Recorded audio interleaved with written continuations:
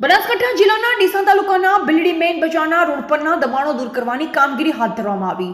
JCB machine દ્વારા દબાણો દૂર કરાયા। ડીસા તાલુકાના ભીલડીમાં રેલવે સ્ટેશન તરફ જતા રસ્તા પર દુકાનદારો દ્વારા પાકા ઓટલા તથા શેડ બનાવી રસ્તો સાંકડો કરી દેવામાં આવ્યો હતો, જેના કારણે રેલવે સ્ટેશન તરફ જતા વાહનો અને દુકાનદારોને ટ્રાફિક સમસ્યા રહેતી હતી।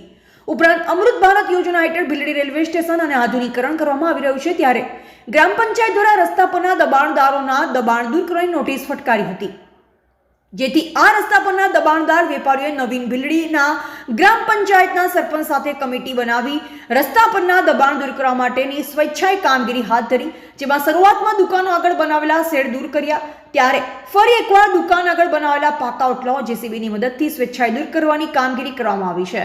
બ્યુરો રિપોર્ટ રમેશ રાણા સાથે વજેરામ જોશી, ઇન્ડિયા લાઈવ ગુજરાત, બનાસકાંઠા।